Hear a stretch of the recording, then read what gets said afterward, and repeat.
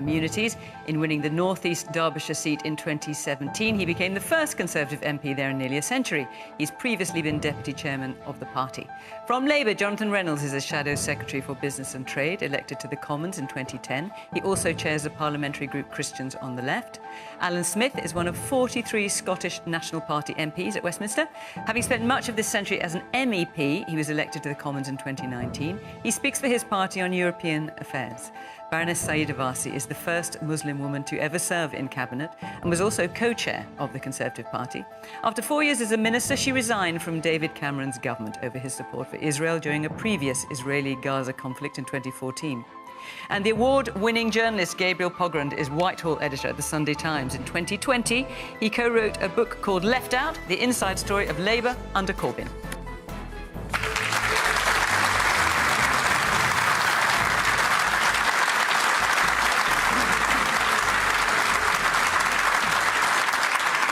Welcome to our panellists, welcome to our audience here in Bradford. Great to see you. Welcome to you at home, of course. You can listen to the programme on BBC Sounds after the programme, and also there's always a lively discussion on social media as well. And I want to say tonight, and I've said it before, I'm going to say it again tonight, passions are running high, and I want to make sure that we have a respectful conversation where everyone's views are heard and we're not shouting over each other. So let's go for that this evening. And let's take our first question from Brendan Fletcher. Is it possible for Israel to defend itself and root out Hamas while avoiding regional conflict and humanitarian catastrophe? Is it possible? Lee? The situation in the Middle East is extremely challenging, but it starts from a place on October the 7th where 1,400 people were brutally executed by a terrorist organisation. And we have to start there, and I'm afraid for me, we have to stop there. There's no nuance to that, there's no context, there's no explanation. There is the reality that 1,400 people are no longer with us in this world due to terrorism.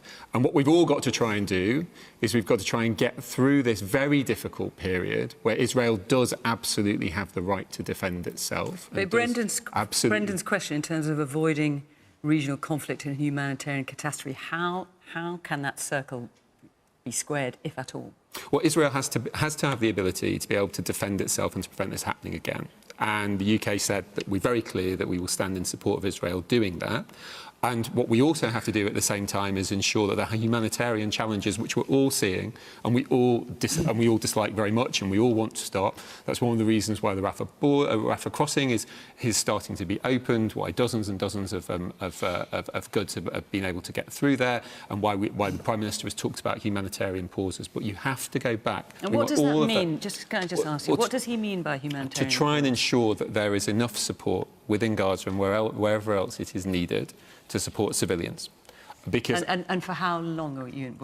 That ultimately will be down to people being willing to do that on the ground and whatever is necessary on the ground. And I hope that that is possible. But ultimately, we have to accept that this is a state of war, and it was caused by what happened on October the 7th. Sayeeda.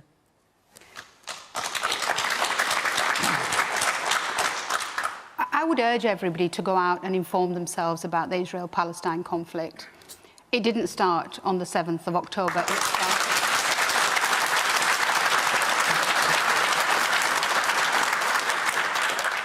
My heart goes out to those families who lost their loved ones and those that continue to wait for their loved ones to be returned because they're being held as hostages. But the only way that we ensure Israel's long-term security is by ensuring that Israel ends the occupation. And the way we end the occupation is by ensuring that we have a political deal on the table and that we end up taking both Israel and Palestine to where it was always intended, a two-state solution. Jonathan. To answer Brandon's question, I think the answer has to be yes. Any conflict has to be conducted in accordance with international law. That should always be what we believe and reinforce should happen. I think the scale of the human tragedy here, the suffering on both sides, means we all want to see that come to an end. I don't think you can...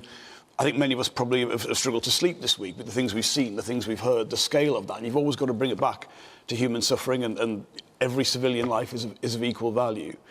There's been a lot of talk about a ceasefire this week. I think if that was something which meant that Israel could not try and get those hostages back or left the same threat in place, I don't think that would be allowing Israel to defend itself, and I don't think that would be possible. I do think it's clear right now on the humanitarian question, Brandon, to answer your specific point, that not enough aid is getting into Gaza to meet the needs that are there, and that's why I think the move for a humanitarian pause has been put forward at the UN. That would be the right thing to do to get that aid. So that's into a brief Gaza. cessation of hostilities before they resume again? Well, I think that has to be, given the scale of the challenges in Gaza and, again, the human suffering there, that has to be something that is promoted. Now, it's a shame that the UN, it didn't go through, but that, yes, I think that is essential at this stage. But I also agree with Saeed, and I think the only way we can not just end this stage of what has been a long-running conflict is to get a political process back up and running, no matter how hard that is. It's certainly not going to be easy, but a two-state solution, that is security for Israel and prosperity and dignity and security for Palestinians as well. That has got to be what we fight for, and it cannot be, no matter how hard we pull away from it. OK. We had a lot of questions on this, and there's a lot of hands up, so I'm going to come around to quite a few of you now. Yes, the woman there. I just think the really passive language being used by the government is quite disgusting. This isn't a humanitarian crisis. This isn't something passive. This is a brutal bombardment of a civilian population that is half children. And I think it's time that someone start to find a backbone and start saying that this isn't okay. Everybody's condemning the attacks that Hamas conducted. No one in their right mind would say that that was okay. But when do we start condemning the murder of children from the sky? When do we start condemning bombing mosques and churches and apartment buildings? When do we start condemning that? Who do you make a ceasefire with? This is a terrorist organisation which has executed babies, which has uploaded murders to Facebook. Hamas is an organisation that needs to be taken out of the Palestinian area. There is absolutely zero ability to negotiate with these. They're putting. How many Palestinian lives do we have to be Let him killed? speak, and then I'll let you speak. They are putting rockets next to civilian populations. They are using the Palestinian people as humanitarian shield. There is absolutely no way we can negotiate with them. If you want to free Palestine, if you want a peaceful Middle East, Hamas need to be removed. It's not Hamas being killed. It's not Hamas we're seeing blown to bits on social media, is it? We're seeing children, women, old people, even, I mean, the men as well, poor fathers with their children in bags. Exactly, Jewish people. Hamas are embedding themselves. That's within a the civilian what's the population. exchange rate for an Israeli life to a Palestinian life? What does the death toll have to get to before this ledger becomes equal? What is it? Okay. Because it's thousands. Let me come round some more of the audience, please. The man back there with the white shirt, further back in the glasses, yeah. I absolutely agree that it's horrific that there are so many casualties on both sides. I have to say that I completely disagree. It did start on October the 7th. Whatever happened before is completely separate. This is a war that was started deliberately by Hamas on October the 7th. And I'd just like to ask one question. I'd like to ask one question. What do we really think Hamas expected? They knew exactly what they were doing, and they have made the Palestinians the victims just as much as the Israelis. And the last thing I'd like to say is, Palestinians aren't the Israelis' enemies. There's this fixation that there'll never be peace. There will be peace, but you give me, as an Israeli, as a Brit, you give me somebody who I can talk to who's not going to tell me, on the flip side, actually, I want to exterminate you and I want to kill all your family. Let's hear from the man in the glasses there. Yes. I think there is a peaceful side to 2 points. You've got the West Bank, where you've got Mahmoud Abbas, who's prepared to talk dialogue, but it's not going nowhere. And then you've got those that are in Gaza, open-air prison. We hear a lot of rhetoric from the United Nations, and the United Nations is, as far as I'm concerned, puppets. You know, Puppets of who? Puppets of the 1%. The 1%, the elite, whoever they may be. However, the United Nations, I mean, the General Secretary made a statement and the backlash he faced. And so, you know, it's difficult to be in a position and be opinionated, especially in the United Nations, who are meant to be seen to be quite equal to everybody. The other point is the conflict did start a long time ago, and I think the perpetrators should be held to account. Britain and France have the biggest accountability to account for in terms of the beginning of this conflict. They were the ones that signed over the agreement to say that Jews were allowed to have a piece of Palestine. Historically, we need to look at it with a clear narrative rather than looking at it from the 7th of October. Okay. Gabriel. I mean, look, I would challenge your suggestion that the UN is in any way representative of Israel's interests. I mean, let it not be forgotten, a minister of the Israeli state today called on his general secretary to resign in light of what Israel claimed were comments contextualising what happened. You talked about Jews being given a piece of land. I mean, there are clearly people in the audience tonight who object to the circumstances in which Israel came to exist in 1948. We have to deal with the reality as it exists right now, and that reality is that Israel does exist, and its principal goal as a state is to safeguard the interests and safety of the Jewish people and all of the inhabitants within its borders. So let's just recognise that reality and consider, where do we actually go from here? There are two possible solutions. There's a potential military solution, and there is a diplomatic one. And anybody who talks about a ceasefire has to state in detail what the diplomatic solution looks like. There's been the inevitable condemnation of Israel's response, and candidly, I'll try to be intellectually humble. I have no idea if in the context of asymmetric warfare there is any way of avoiding civilian casualties, although the numbers are horrific and disgusting and heartbreaking. So if you want to avoid more of that, you have to have specific, detailed ideas. And I will say, I find it extraordinary, and it's easy to forget, Turkey is a member of NATO. Qatar owns half the real estate in London. They have for 2 decades hosted large proportions of Hamas's leadership. We have to use not only the West, but our allies in the Middle East and their diplomatic resource to ensure Hamas can... The only way this ends is if Israel can look its population in the eye and say, after this status quo shattering event, the biggest murder of Jews since the Holocaust, they have to... Bibi Netanyahu, whatever one happens to think of the man, and I do not think either side are well served by their leaders, he has to be able to look his public in the eye and say, I've extracted security guarantees. The only way that happens is if Hamas's leadership either leaves or there are massive diplomatically negotiated changes to the reality on the ground, which has been there since 2005. Okay. Saida, you want to come back? Yeah. I agree with a lot of what Gabriel has said, because I think at the moment what we don't have in Israel and Palestine between Hamas and Netanyahu is that either party is a partner for peace. I want to read something to you. This quote: anyone who wants to thwart the establishment of a Palestinian state has to support the bolstering of Hamas and transferring money to Hamas. This is part of our strategy to isolate the Palestinians in Gaza from the Palestinians in the West Bank. That was Prime Minister Netanyahu in 2019, supporting Hamas, because he knows that as long as Hamas remains there, he can always argue that there is no partner for peace. During our lifetime, there have been 2 moments when peace could have happened. One was in the early 90s with the Oslo Accords, which were negotiated by Yitzhak Rabin and Yasser Arafat, and both of them were awarded a Nobel Peace Prize for that. Tragically, 2 years after those accords, a right-wing Israeli settler assassinated Yitzhak Rabin, and after the end of that, the peace process came to an end. The second moment came not so long ago in 2016 when John Kerry, as Secretary of State, put forward a peace proposal. That proposal was accepted by the Palestinian Authority and it was rejected by one Netanyahu. So I think it's really important. I do believe, Gabriel, that there is an opportunity for peace. It's the only way that Israel will secure its long-term future. And I genuinely believe that what we should be saying to our politicians is that you've got to stop using language which actually in the real world makes no sense. It sounds like... Are you including your Conservative? I'm including the Conservatives and actually the leader of the opposition.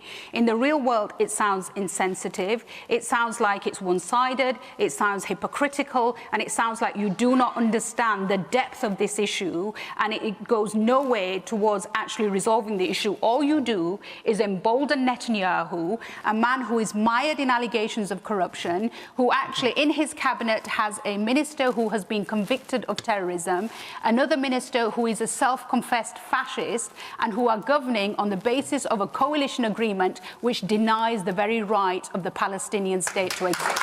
Alan.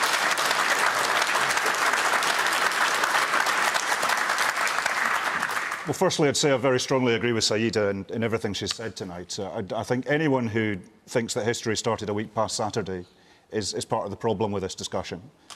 We must look at this in the right. I deplore anti-Semitism, I deplore Islamophobia, I deplore any death of any innocent civilian anywhere.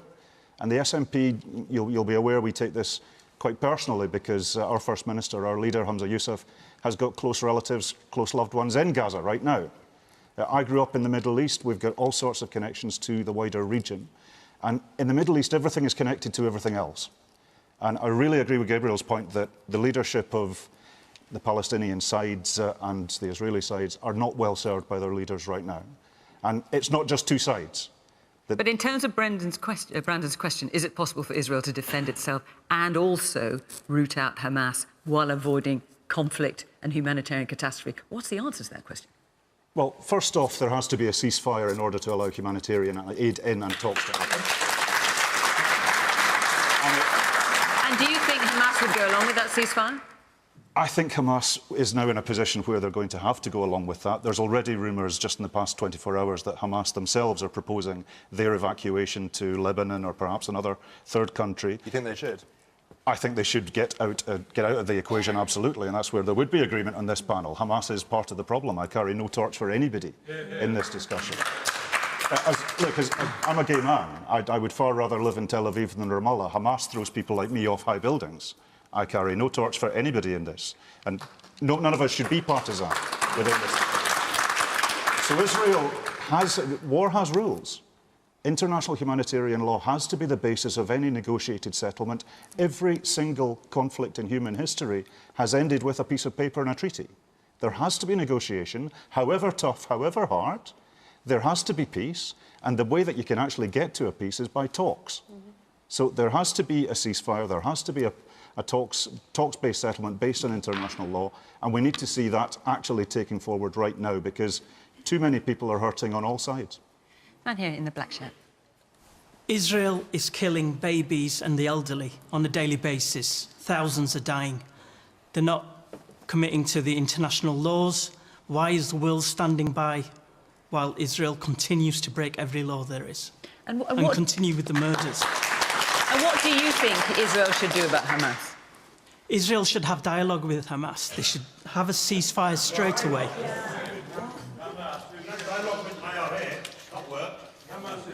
Sorry. It works. It works. We did have talks with the IRA. It works. And that's going to be the solution. All right. There's a woman there in the middle. I think you've got a grey sweater on with dark hair. Yeah. First of all, we'd never, ever in Israel sit down to people who don't recognise our existence. And I totally agree. There is no way that Israel will ever back down to terrorism or negotiate with terrorism. And I wanted to share something personally. That music festival, a very close friend was there. He's 26 years old. He was 26 years old. He went to a music festival. I've got children. Lots of people have probably got children who could go to Glastonbury, have a nice time. This guy went to have a lovely time. He went the year before and loved it. He went this year and was shot dead. His parents are absolutely crushed. They're heartbroken. And this is not negotiable. Israel has a responsibility to its people and everybody who's there to protect them. They didn't start it. They are going in with a heavy heart because they do not want this. Okay, thank you. The man behind you, the man further back with the green shirt on there. Green short-sleeve shirt, yes. First of all, I want to condemn Hamas's attack on Israelis. I think the lady's point here about the person that was killed in the music festival is abhorrent. But I also want to make this point clear. Hamas broke international laws. But does two wrongs make a right? Does that still give Israel the right to break international law? And what I have to Mr. Rowley, you know, I completely disagree with this kind of rhetoric the Conservative government's coming out with, because, you know, you're almost justifying, just because Hamas did something wrong, you're giving the green light for Israel to commit wrong. And to Mr. Reynolds as well, the Labour Party's position on this has been absolutely appalling. Keir Starmer on LBC clearly said that they have the right to stop water, electricity and aid, and then all of a sudden he backtracks a week later. Mr. Flip-Flop, as always, he changes his mind, and the Labour Party here in Bradford is collapsing. People are resigning on tap, and there was a report today to say there was going to be 1.5 million votes being lost. And that's really because Labour don't stand for anything anymore. So, my big point... So let's give you both a chance. I'm sorry, OK, go on, sorry. And I also want to speak for the Palestinian children. Just as the lady said about the Israeli citizen, I want to talk about a young girl called Habiba. Habiba was 8 years old. She loved babies, and she wanted to be a doctor. And she wanted to learn English so she could tell about the Gaza situation and what's happening in Gaza. She unfortunately was killed in her home while she was sleeping. And I just want to make sure that if Habiba's family is watching, you know, she did have a chance to tell her story here to the British public. You know, we hear her. And this is about children. I don't care, this is not about religion. Stop killing children from each side. There has to be a different alternative. There must be. Lee, I'll let you both answer.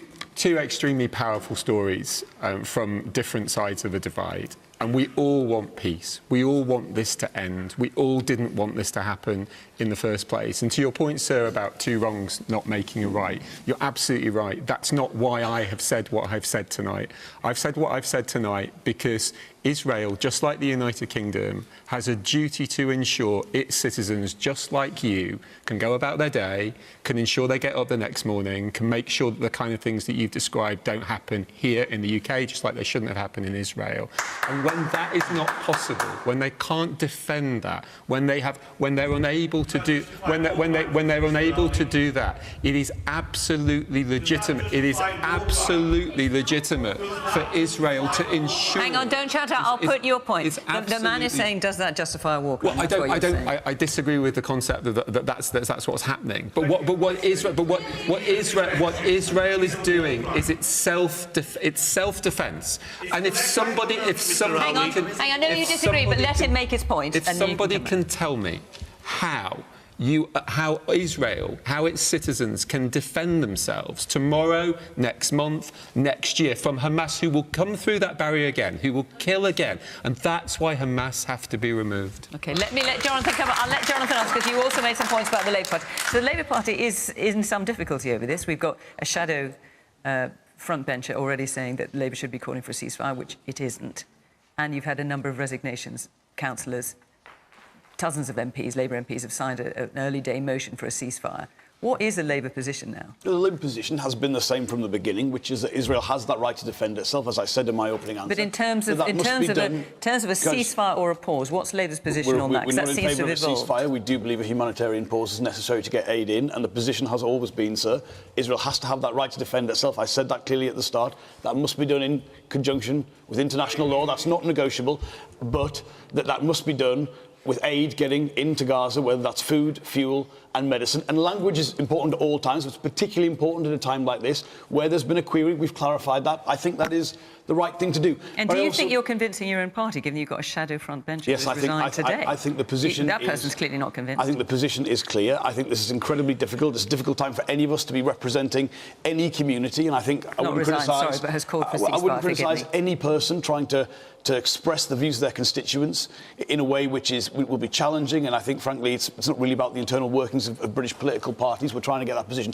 Could I just say one thing, though, because there was a comparison made earlier between the peace process in Northern Ireland and the IRA and Hamas. I think it is very, very important to understand that the IRA were terrorists, but they were nationalists, that there was a process that ultimately we could go under. You cannot think of Hamas in the same way. The difference between...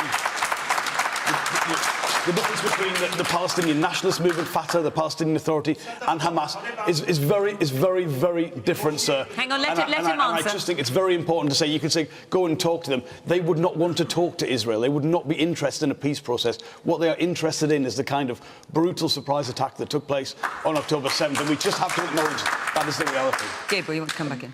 Baroness Varzi had something she wanted to read out, and I've scribbled something in my bio as well. It's as follows. The day of judgment will not come about until Muslims fight Jews and kill them. Then the Jews will hide behind rocks and trees, and the rocks and trees will cry out, "O Muslim, there is a Jew hiding behind me. Come and kill him." Those words are contained in the founding charter of Hamas. Hamas, in instigating this war, would have been alive to the inevitable consequences. Hamas is not Palestine. So you're saying Hamas is not Palestine? I'm glad that you have said Hamas is not Palestine, because before you interrupted me, I was going to say precisely that. The Palestinian people deserve self-determination and dignity, but you cannot negotiate with people who are avowedly annihilationists when it comes to the Jewish state and the Jewish people, of which I am one, and they don't make any distinction about Jews or Israelis. No, Hang on, please don't shout out, otherwise we won't be able to hear what people are saying. There are two options. If there's any universe in which Hamas, by the way, in previous contexts, Hamas does negotiate with Israel, often in, down hotel corridors in Egypt. There are indirect conversations. But this attack has put a bomb under the status quo. And if there is to be any way out of it, number one, they have to, whether it's off their own volition or pressure from their allies, as I mentioned before, Doha currently houses Ismail Haniyeh, the Hamas chief, in an air-conditioned suite in their capital. If there's going to be any way out of this, they have to announce that their avowedly annihilationist, genocidal beliefs. And furthermore, we have to find a way to bring in the rest of the Palestinian leadership, including the Palestinian Authority. And I think, Alan, you talked about Hamas throwing gay people off buildings. They also threw Fatah activists and politicians off buildings when taking over the Gaza Strip. They're not realistic interlocutors for achieving an end goal that sees Israel and Palestinians seeing peace and security side by side. Okay. The woman here with her hand up.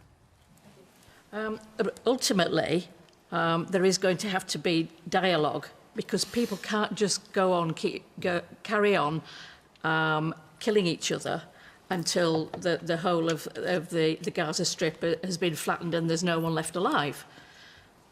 People do need to talk to each other, and surely the intelligence services and the allies of Hamas know who the leaders are, they know where they are. Those conversations need to start, and a ceasefire has got to be the starting point. Okay.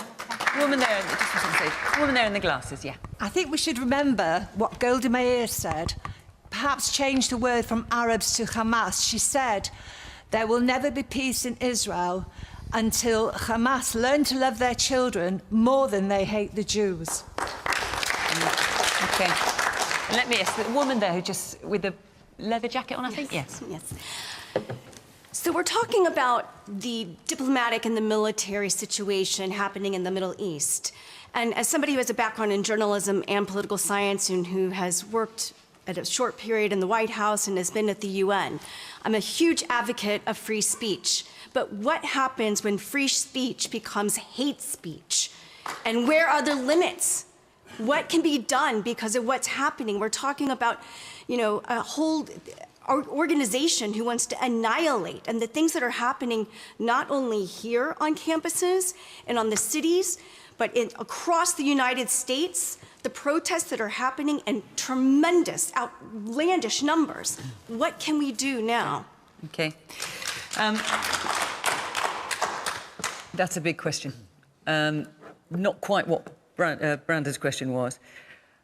Half an hour has elapsed, and I'm thinking I'm going to take another question.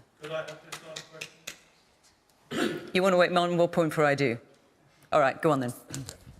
I think one thing that is being missed altogether in this conversation, and politicians everywhere, is who is behind this. And I saw BBC TV, an Arabic presentation with a respondent who, it was with subtitles, and he said, "Why are you talking like this? This is Iran. Iran came into Syria and destroying Syria. Iran came into the Yemen with the Houthi rebels, they're destroying Yemen. Iran came into Lebanon, Lebanon is mostly destroyed. And now Iran is in Gaza. And Hamas is supplied by Iran, and it's also told what to do. And at the moment, there was about to have Saudi Arabia, in the Abraham Accords, was going to sign some kind of peace arrangement with Israel. It was a momentous act of peace. And this whole area of the Arab world was making peace and prosperity with Israel. And Iran could not accept that. And that's when they said to Hamas, now is the time. And unless we face Iran head on and tell them to stop meddling, stop interfering with the Arab world, you're not Arabs, and you're ruining the Arab world. And they've got to back out. We've got to confront them. Well, we will revisit this subject, I am absolutely sure of, in the coming weeks. Brandon, thank you for your question. I'm going to take another question. There's a lot of you asked about this. Obviously, most of you want to talk about this, and that's why I've given it half the programme. But in order to do justice to your other questions, I'm going to move on now. Before I do, I'm just going to say, tell you where we are next week, which is Chipping Campden in Gloucestershire. And the week after that, we're in Llandudno on the North Wales coast. If you'd like to come and go to either of those programmes, Chipping Campden or Llandudno, go to our website and you can follow the instructions there. And incidentally, if you want to have a picture of your town here, you may laugh, Saida, but we like having these pictures here. You can go to the website and follow the instructions there, and it gives us some sense of as we're moving around the country, which we like to do.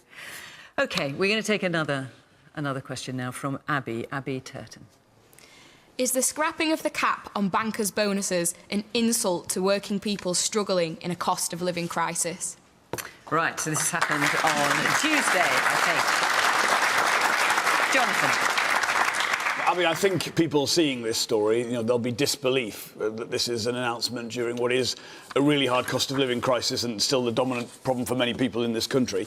The truth is this policy never really worked as it was supposed to. The banks essentially just put the money into the basic pay, and there's been better ways to manage the risk in terms of the responsibilities and the capital the banks keep. But what I do think it speaks to, what that insult speaks to, is that we need an economy that is fairer for people, a fairer economy and a fairer society that goes with it. And that's why in the Labour Party we've said, for instance, we'll scrap the non-dom tax regime, the tax regime for the super rich, put that money into the NHS. That's why we said we'll tax private education differently, put the money into state education that most people use, tax private equity more, give people more employment rights in the care sector and the gig economy. I think that's the real substance of this. But I know looking at the headline, people will think, I just can't believe this is the state of the country at this time. But there are better and real meaningful ways, I think, to improve the economy as it works for people. And that's exactly what the Labour Party wants to do. Lee, was this a good move? Well, there are certain decisions taken by politicians and there are certain decisions taken by regulators, and this was a decision this week that was taken by a regulator. I'm not sure. Yes, but this was, hang on. This was promised by a former Conservative Chancellor, although very briefly, Kwasi Kwarteng. Active on the former. Yeah, so hang on, so it didn't come out of nowhere. This came from within the government. You're absolutely right. It didn't come out of nowhere. I'm not sure I would have chosen this week to do it. But so the timing is bad, but the decision is good. Is that what you're saying? But what I'm saying is there are independent regulatory processes, and we have to honour those. Where I do agree with Jonathan is that if you stand back and look at this process, it wasn't working very well. But when I'm going home tonight to Derbyshire, I absolutely know that there is a significant challenge with cost of living. There is an absolute challenge of making sure that people can live and can prosper and can get up in the mornings. And we have to try and help there. The government's put an awful lot of help in over the last year where it's able to do so. But the key thing we have to do is get inflation down. The key thing. Is that going to help with inflation? I don't think so. Hang on. This is something that was suggested by the government. You're here representing the government. Why is this a good idea? And the decision has been made by the regulator now. I know, but the government suggested, why do you think it's a good idea? And what the government is focusing on is trying to get inflation down, so everybody... But hang on. Everybody's wages. In fairnessly, you're here representing the government. This was something that was introduced by a Conservative Chancellor. Presumably thought it was a good idea. The current Chancellor has not gainsaid it and has let it go ahead. Why do you think it's a good idea? Well, as Jonathan indicates, there is a challenge with how this was all structured. But ultimately, you can do those kind of policies, and the regulator has made the decision this week it's going to do that policy. But what I'm trying to indicate, trying to dodge the question, what I'm trying to indicate is there's a broader set of things which the government is trying to do, recognising exactly the point that the cost of living crisis and the cost of living challenges have been here over the last year. They're getting somewhat better. But what we have to try and do is ensure that they continue and that we help where we can, and we can get people back to where we want them to be post-COVID. Alan. Look, one of the reasons I want Scotland to be independent, and a substantial amount of people in Scotland want us to be independent as well, is because I think we do this stuff differently. I get emails from pensioners who can see the Brazedoon wind farm just outside Stirling, and they're wondering why on earth, in the name of the wee man, are our energy costs going up as much as they are when Scotland produces as much energy as it does. People are struggling with their mortgages, they're struggling with their rents, they're struggling with precarious employment, they're struggling with all sorts of economic consequences of COVID and Brexit. And the UK government wants to implement not only the current government's policies, but Liz Truss's government's policies in capping bankers' bonuses. It's absurd. So, where the Scottish Government has had power, we've promised a freeze on council tax for the next year. Now, that's going to be tough, but we're going to work with local government to make that happen, because that's going to help keep money in people's pockets at a time that's really tough. The winter is going to be really tough for a lot of people, which is why we need to see renewed action on energy costs, because the UK has delivered a broken energy market to all of us, not least in Scotland. We need to see action in the King's speech that's actually going to help working people through this cost of living crisis. And the idea that bankers need to have more freedom to make bigger bonuses for themselves is entirely wrong with what's wrong with Westminster. Okay. Man there in the pink tie. Thank you. The scrapping of the cap on bankers' bonuses was described as one of the freedoms of Brexit that we now have. Am I to believe, as someone who lives in a relatively impoverished part of Britain, am I to believe that these benefits of Brexit involve the rich getting richer and the poor getting poorer? There you go. Okay. Abby, you asked this question, and you've got your hand up again. What would you like to say? Yeah, I mean, I feel as though all you've really said there, Lee, is, oh yeah, the timing's not great, but it's kind of been done now. And I feel as though, I'm a trainee English teacher, I'm only 22, literally started it this September, and I'm going into this off the back of all the strikes this year. I mean, call me crazy with the state of it, but I love it, it's a passion of mine. And I just feel as though I am not valued by this government. And seeing this is absolutely enraging. You see all these strikes, and all we're asking for, and all we've fought for tooth and nail, is a pay that's in line with inflation, that's not a real-term cut. And yet you see this, and reading headlines like this, it's absolutely infuriating. And I just wondered, do you understand what this does for the optics of the party? And I guess more importantly for you, how people will react to this, because it's not good. Of course I understand.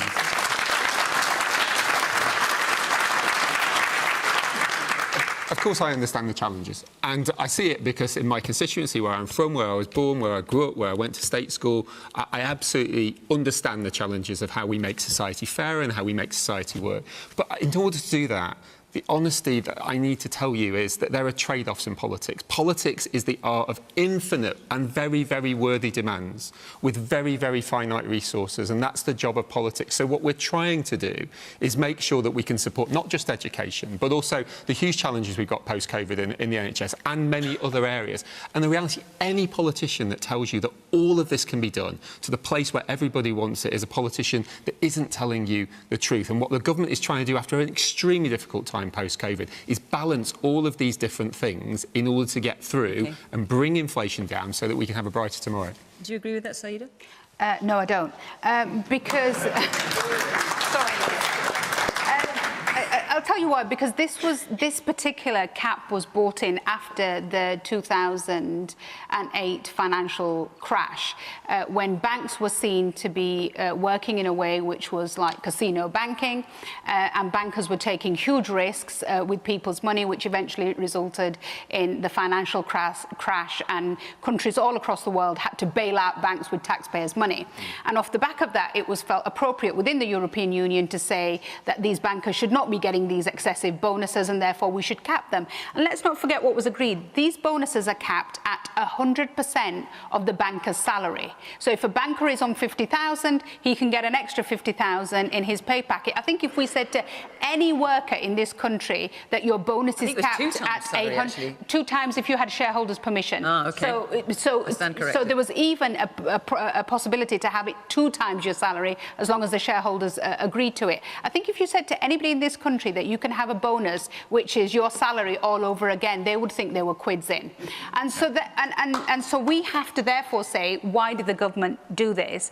And I find it really shocking, Lee, at a time when the Prime Minister is saying to public sector workers, we cannot increase your salaries because we're trying to get our first priority of getting inflation under control. So we can't put more money into nurses' pockets because we think that will have an inflationary pressure, but we can put more money into really rich bankers' pockets because that won't affect inflation. It's a completely...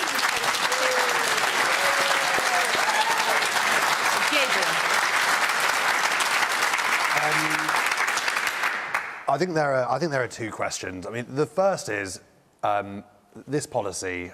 I think we've used the word optics, how it looks, how it feels, and I don't want to discount how people feel, especially I think in a week when it was 4 million people in the country facing destitution. How people feel is not irrelevant. But actually, if you look at the letter of the policy, as Jonathan alluded to, it just happened not to work.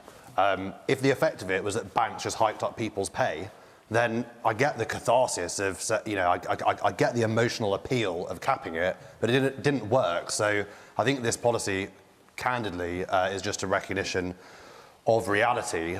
The broader, kind of more interesting political tension is absolutely this, idea that people expected there to be a different kind of economy post-Brexit, and they were promised that. And then there's this kind of divergence between the people who've been in power within the Conservative Party, many of whom favour deregulation, taking the fetters off business, allowing a free market, and on the other hand, what people want, which it seems is a more interventionist state, helping them and in a more proactive way. I think that's a much more complicated, thorny and actually important question than whether this one policy is right or not. I get why it's so offensive to public sector workers, but it doesn't mean that bringing it back would actually solve the issue at hand. OK. I'm going to try and get through 2 more questions before we get to the other programme. Might not succeed, but I'm going to give it a go. Charlotte Moore, where are you, Charlotte? So the Conservatives have now lost 4 by-elections. When will Rishi Sunak give what the population wants, which is a general election?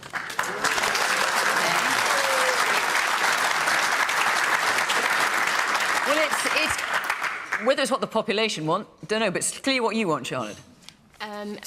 Quite a lot, but at the same time, there's also been a petition that's been signed by over 260,000 people asking for a debate on a general election, and they've turned around. They won't even debate it in Parliament.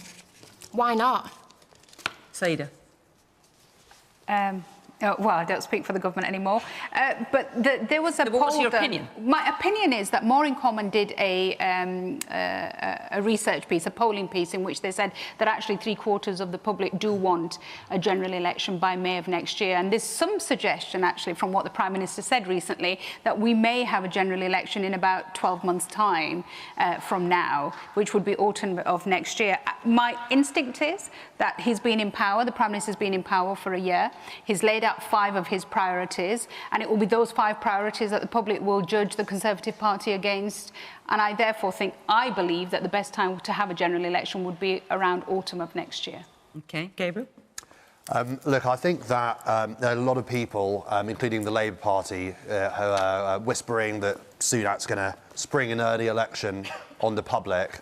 I get the political imperative for the Labour Party to say that they have to look like they're not being, they have to look like they're preparing for all scenarios.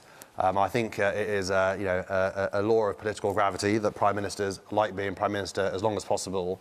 And the by-election last week confirmed what we've known for a while, which is that people at the ballot box are behaving in line with what they say when asked by pollsters for their opinion. The polls have calcified, but now the polls are leading to actual results and seats changing hands.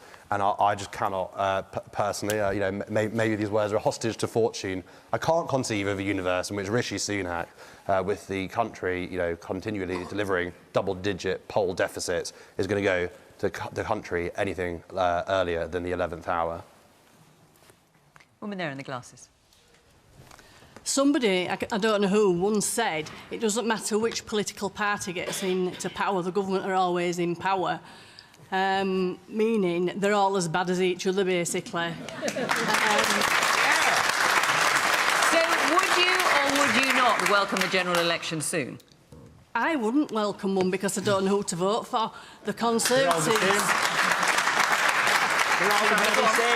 The Conservatives are getting more sleazy every day, and Labour haven't got a proper policy, and when they do say something and flip-flop on any decision, it's frightening. If they get in power as well, never mind non-doms leaving the country because you're going to tax them to death. I might leave the country if I don't know where to go. Right. Well, you've clearly both got your work cut out. Yes, the man here. Yes, I've voted for the Conservatives since 1978, and if my math is right, as Rishi wants me to do, that's 45 years. Never again. The Conservative Party have treated the country with contempt. They've treated me with contempt, and it's about time the country had a chance to vote to put the Conservatives on the opposition benches for a few years so they can reflect on what they've done, the damage they've done to this country. All right, well, listen, I'll give you both a chance to answer. Lee, let's kick off with you then. You've got to persuade that woman there, and also you've lost this man here. How do you get him back? Yeah, so there's absolutely no doubt the Conservative Party has made mistakes last year. Absolutely no doubt. Which ones would you single out in particular? Lee, which ones would you single out in particular? And the reality is that there are two big challenges which the Rishi is trying to deal with, which the Prime Minister is trying to deal with. One, a whole heap of large-scale challenges, many of which other democracies around the world are going through. Inflation, challenges with regards to foreign policy. I won't go through them all now. All of those things a responsible government is trying to go through, but it's taking time. And some of those are things which we wish wouldn't happen, but they have happened, particularly after COVID. So we're trying to work through those on a stepped basis, and we want to be able to have the opportunity to be able to show you next year that we've been able to make progress. And then secondly, to be frank, as I say, the Conservative Party has made mistakes. And so the second challenge the Prime Minister is trying to do is he's tried to stabilise the situation over the last year. And now over the next year, having done a number of things like Windsor Framework, trade deals, trying to make progress on the 5 priorities, he's going to try and show you about what he wants to do over the next 5 years if you re-elect us. Now, I know a lot of you are cynical. I know many of you feel that the Conservatives have not done well in the last few years. And the job of the Conservative Party now is to try to show you that centre-right policy, sensible centre-right policy. The reason I became a Conservative in the first place, not from a political family, not from a background in politics, are the way in which we make our country better for long term. And I still believe that we can do that. Right. Your pitch to... What's your name? Pardon? Diane. Your pitch to Diane.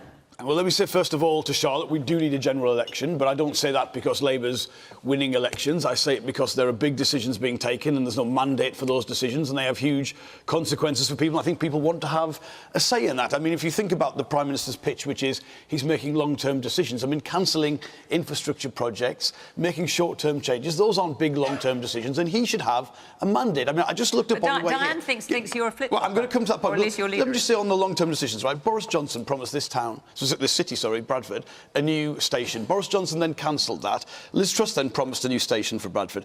Rishi Sunak then cancelled that as Chancellor, only for Rishi Sunak to promise that again as Prime Minister. I mean, you need a say in this, right? And just... But answer Diane's question about flip-flopping. You say Labour hasn't got policies. Look, we've got policies to build more homes, to put more money into the NHS, to put more money into the state education system, to have a clean energy system so we're not dependent on these dictators and the oil price flying up and the gas price flying up, so you've got to pay higher energy bills. Plans for more police. And look, you might not be with us yet, Diane, but the fact that we are winning those by-elections from Rutherglen to Mid-Bedfordshire to Tamworth, places we haven't had an easy time in recent years. We've been able to do that because we've changed, because we've listened, and people can look to us as a proper vehicle to get rid of this government and get you one that starts delivering on the things that you really care about. Do you want a general election sooner rather than later? We're ready for it when it happens. We actually, literally today, just confirmed all of our candidates for the Westminster election. I'll be candidate for Stirling and Strathallan. But I have to say, and I'm conscious I'm speaking to an English audience, that I think the change that the UK needs, and the UK is on the skids, and I think the change that is necessary for the UK goes beyond a change at leadership at number 10. There is big structural changes that need to happen in the UK's electoral system, in the way that the UK manages power, in the way that the UK interacts with the wider world. Now, Lee talks about the Windsor framework and the trade deals that have been done. All of that was trying to fix the mess that Brexit created, which his party did. And the Labour Party was posted missing upon. Which the British people made a choice on. Well, the people of Scotland did. Well, the British people did, and until it changes, we are in a union of the United Kingdom, and the Union of the United Kingdom made that decision, and it was absolutely incumbent upon the government of the day to make sure that decision was implemented. Otherwise, we would have a whole heap of additional problems right now, with people being even more cynical. Well, we've already talked about one of the biggest benefits of Brexit, which is for bankers' bonuses to go through the roof. Oh, that's not serious. So I think that the UK needs significant change. We're ready for it from my party's perspective whenever it happens. Even though you lost the last by-election? Well, we lost the last by-election, and that was sore, and I wouldn't pretend it wasn't. I spent a lot of time campaigning for a great candidate in Rutherglen, Katie Loudon. But I've met the Labour candidate who won and shaken his hand, and that's democracy. But the lady talks about all politicians are the same. I really think, and I sound a wee bit anarchy when I say this, but structures matter. The Scottish Parliament is elected by a proportional system where there's a greater plurality of voices. We're in a government partnership with the Greens, which means that politicians have to negotiate with each other to get anything done. Right. In order to get anything through the Parliament, there needs to be a consensus. We need to get away from the Punch and Judy stuff that the UK has been bedevilled by for so long and actually get longer-term consensus amongst our politicians. Diane, let me come back to you. Has anything you've heard here informed now how you might actually vote at the general election? No. And luckily, the SNP are not standing here, because if everybody in England's government's the same, SNP is a car crash for Scotland, if you read the news. Wheeling out the chestnut of Brexit, I've just been to Arizona. They've got high inflation. They've got high interest rates, maybe not as high as ours. Talk about inflation. You go into a supermarket in Arizona and you're paying £6 for a dozen eggs. You walk past shops, you walk past bars, everybody's hiring. And I said to my husband, well, Brexit struck in America as well, hasn't it? You know, you can't keep wheeling it out. You need to get on with it. OK. All right, Diane, you've had your say and we'd be glad to hear it. I'm going to just fit in this last question. You've got about 3 or 4 minutes. Let's change the mood for a moment. Sandy Firth, where are you, Sandy? I'm here. Go on then. Should employees own up to any sexual, romantic or even platonic relationships with a colleague? Right. So the reason this has come up is because ITV has set out new rules following the issues with Philip Schofield, obliging its employees to disclose relationships with other members of staff, and not just familial or marital or quasi-marital, but even just friendships, shorter or longer term. Alan, what do you think about that? Goodness. Can we not go back to bankers' bonuses? How on earth do you regulate for people's private lives? People are complicated beasts, and and we see this at Westminster, where I've seen some really pretty awful behaviours. And what's appropriate in the workplace is different in your family life. And there needs to be a common sense approach to this sort of stuff, that if you're in a certain situation, some things are appropriate. If you're not, you're not. And I think what ITV has tried to do is to create a piece of paper that's going to try and protect them rather than actually do anything that's useful. Yeah. I mean, the TUC, for example, have done a survey saying 1 in 5 people met their partner in work, 1 in 3 have a relationship with a colleague. I mean, it's tricky, Saida. Yeah, I mean, I completely agree with you. This is a document which will basically protect their back off the back of the scandal that they had. But do you think they're making a serious point? Or do you think it's just impossible? If your relationship is above board, then everybody's going to know about it anyway. And if your relationship is illicit, the chances are you're not going to declare it. So I don't understand how this document's going to work.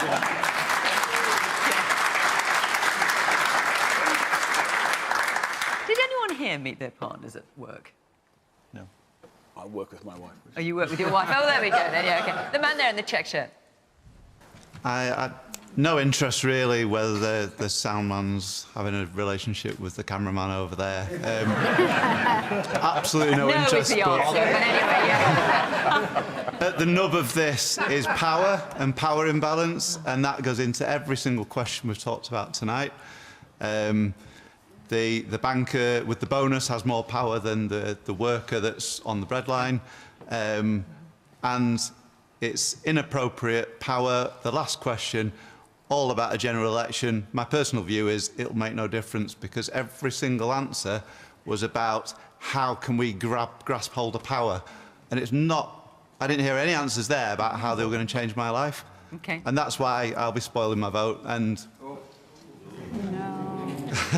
Okay. Gabriel. You've only got a couple of minutes, so you have to be pretty quick. Should employees own up to any sexual, romantic or even platonic relationships with colleagues? Does much of that go on in the old Sunday Times? Wow. I mean, I know my editor's watching, so I'm going to be very careful with what I say. I'm going to elegantly, foxtrot away from that and, address the question. I think you put it beautifully.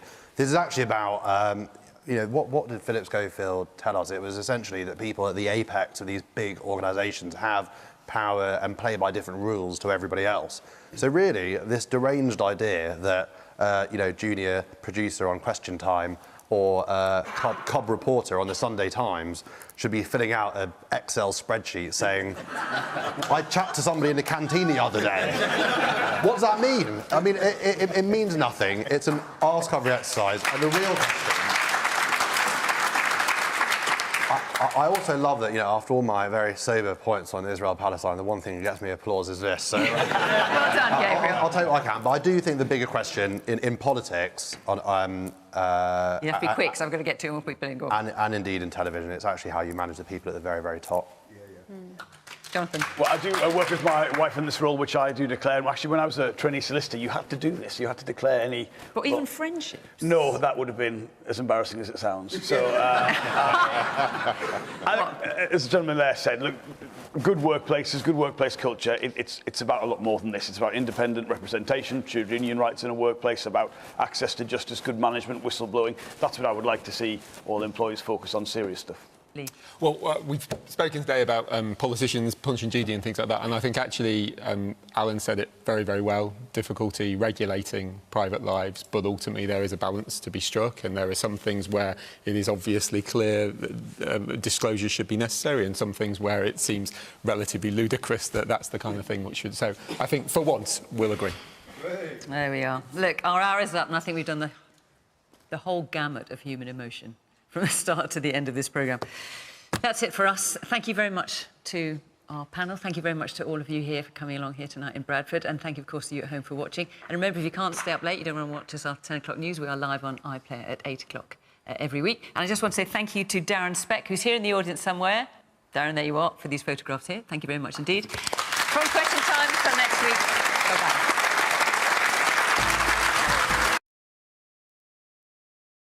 You're lucky, really, to be fair, because I was watching the football.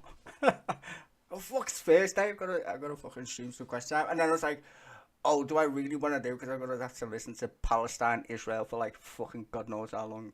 To be fair, right, don't care. Like, I mean, I do care. I'm not that fucking unempathetic about people dying and shit, but it's just... It's God, innit? I mean, can no one say it's just fucking God? At this point, just point out the obvious. I mean, shit. Like, it's not like they've been going at it for 10 minutes. Or what, like, it's just started. Like that Pitt said, oh, it started on October or whatever it was. No, don't be stupid, fuck's sake. Ever since I've been alive, they've been kicking shit out of each other. And that's a long-ass fucking time. So, yeah, I've got no real skin in that game. I just think they're both fucking crazy because they both read crazy books. So... I mean, if you read the fucking Bible and took it literally, you'd be fucking also as batshit crazy as most people in the Middle East who read that book and take it seriously. The Quran or whatever the fucking Torah is called. The Torah, I suppose. Whatever, anyway. Point is, I hate the fucking story and I don't like streaming it because it's just so boring. I don't care. Let's get back to the Tories. Woohoo! Tories are shit. The Tories must be having a fucking laugh right now. Because the only thing on TV is Palestine and Israel, when it should be the Tories are absolute shite. It's unbelievable that people literally in this audience are literally contemplating that the Tories are as bad as Labour, and because Keir Starmer is actually doing his fucking job, that therefore he's a flip-flopper. No, he's changed his fucking mind because that's what you do as the leader of the opposition. It's chess. Like, that's his job. He's a politician. Duh. Like, well, I'll leave the country. What country we won't fucking have one if the Tories stay in power for another 5 years? They've ruined the fucking country from day one, ever since that little smeg of a fucking head, Nick Clegg, decided to shit all over fucking past things, which is, I remember growing up, right, and in the Lib Dem manifesto, it said legalise cannabis. That's what the Lib Dems used to stand for, legalising weed. No jokes. Now the Lib Dems are just like Tories. In fact, they are fucking Tories, just yellow ones, bit like the SNP, but whatever. Go into that in a minute. So yeah, fuck the Lib Dems, but fuck the Tories. I'll explain exactly how we got into this position. No jokes. Labour screwed the pooch with Gordon Brown. Gordon Brown decided not to call an election when he should have, and then lost it. Then we got dickhead in power. Just about. And how did he just about get in power? David Cameron, that is. Easy. He fucking got in bed. Well, they got in bed with the Tories, Lib Dems, right? So we had a coalition government. Anybody remember that shit? The coalition government? I do, because I was streaming it. My channel's a lot older than you think. This is like my 3rd channel, by the way. So I used to stream Politics Live before anybody else on this YouTube. Trust me on that shit, right? And they got in bed with the fucking Tories. And then who came along? Nigel Farage. There we go. On Nige. He came around with UKIP. And what did he do? He didn't do anything new. We all know Britain's xenophobic as fuck. I mean, hello. Don't be stupid, right? So Farage did one thing that nobody else did. He threatened the Tory vote. Not even Labour could do it at that time. But he fucking did, right? So he came along. Tories absolutely shit their fucking pants, right? Because no one was voting for them. And then it got even worse. Because in the fucking EU election things, most of them were fucking UKIPers. The Tories completely shit themselves then. So David Cameron had this bright idea. Stupidest, worst idea you could ever ask Britain. Who's mostly right wing. If you read our newspapers, you will be anyway, right? Just saying. That's a fact, right? So he goes to the British people. Do you want to leave the EU?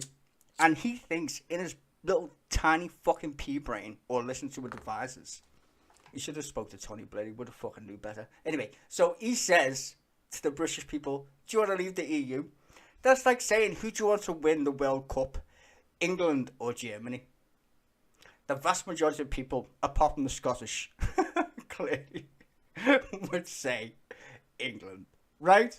That's the answer you're going to get. So then, Brexit, the clusterfuck that was, happens. In the meantime, well, yeah, in the meantime, we've lost the Prime Minister, right? And then Boris Johnson appears, the twerp that he is, and says, I'll get it done. Great. To be fair, he got some shit done, but in terms of whatever. So anyway, he gets elected. Everybody loves him. Wins a massive majority, to be fair on him. He's one of the biggest majorities in recent history. So he gets into power, spaffs it up a fucking wall. In the most Boris Johnson way. Like, how he ruined his premiership is glorious. But he fucked up. So then, we don't get an election. We get Liz fucking Truss.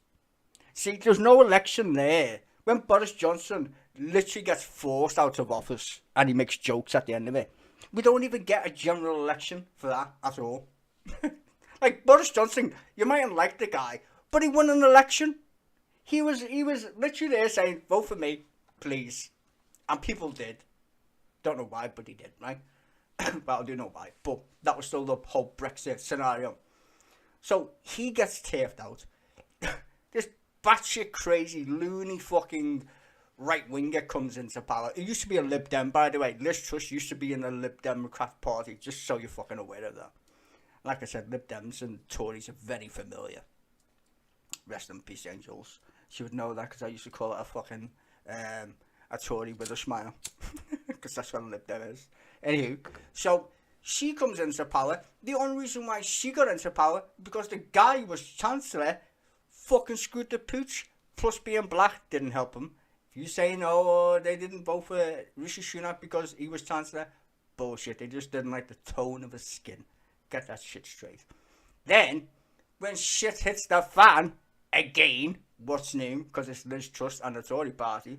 I mean, they just ruined this country so fucking much just by wanting to stay in power. They fucked our country for 13 years just for political gain, which is fucking astonishing. Well, no, it's not because it's the Tories, but you get the point. Anyway, so Rishi Sunak, God Emperor himself, takes over. And before that, who did they make Chancellor? Jeremy the fucking cunt. I mean, you can't make this shit up. Like, of all the people on planet Earth that they decide, yeah, let's make him Chancellor. Jeremy fucking cunt. Okay, that's a great idea. So anyway, he's Chancellor, which is like telling everybody we're all fucking broke, which, yeah, your fault. After Liz Truss, you fucking clowns. So then they put in power the guy that comes second, which is whom? Rishi, I can't win a fucking local council seat Sunak. Yeah, great idea. So he's now the new Prime Minister who literally has the cheek to say, I'm not the same as them. Pretty sure you've been in government long enough to be technically one of them. So, no. And now, everybody's ass clowning about Labour, I should say. Like, I watch people on the left far more than most people do because I'm into politics, right? The left is fucking mental because the left will complain about anything. Like, literally anything. Keir Starmer said this, Keir Starmer said that. It's like, why don't you focus your attention on how shit the Tories are for once? Instead of complaining about fucking Keir Starmer, it would help. Instead of eating yourself.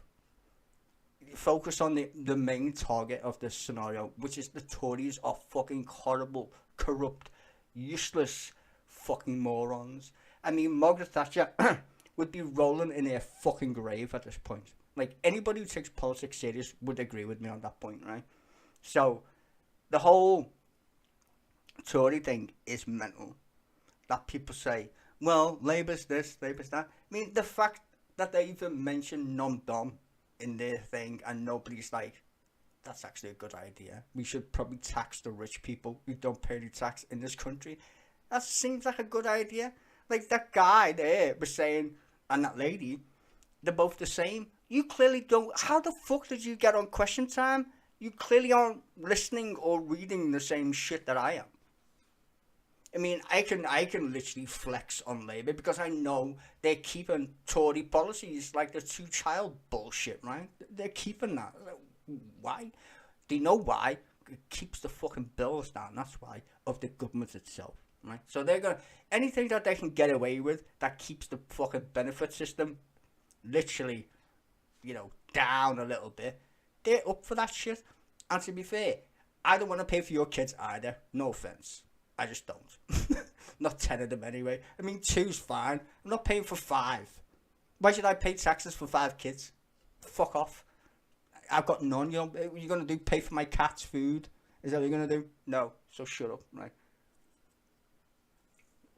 I'm not anti-kid. I'm anti-taxing me because you've got kids, though. Like, get over yourself. Not a chance.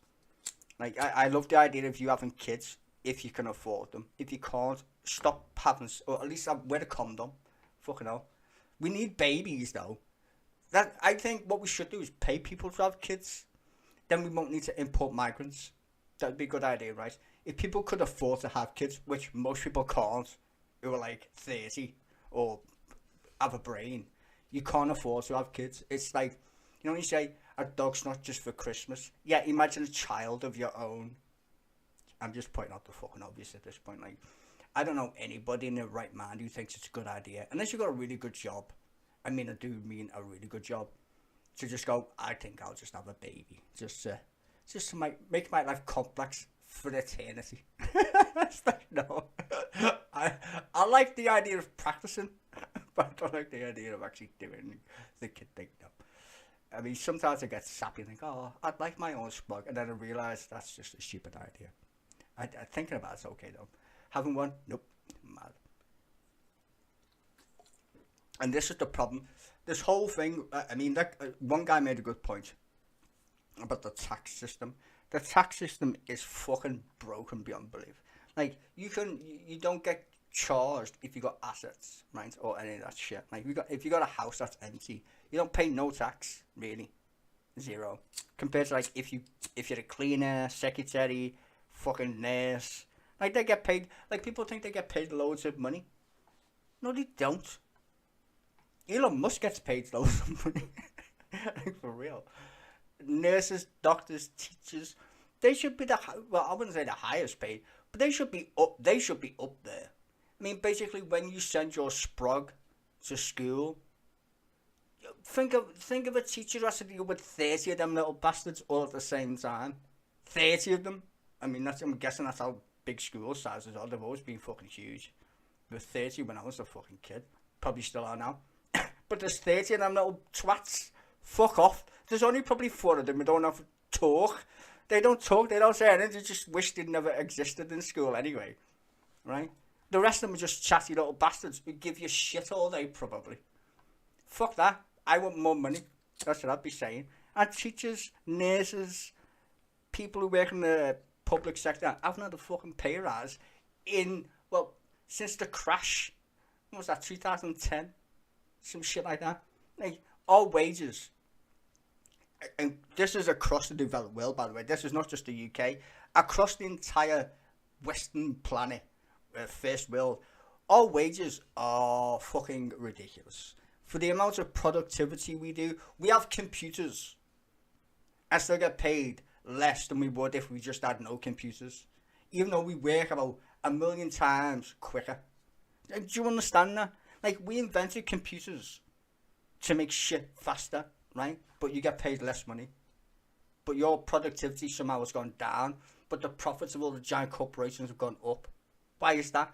Because the people don't want to pay you the correct amount of wages for your time. See, we shouldn't think of wages as like effort. We should think about it as time. What are you going to pay me for my fucking time, bro? Because you're wasting my time. I can sit on a computer all day and people say, high-skilled job. Turning on a computer is a high-skilled job. The amount of people who are fucking idiots who can turn on a computer is hilarious. But doing shit on a computer requires skill.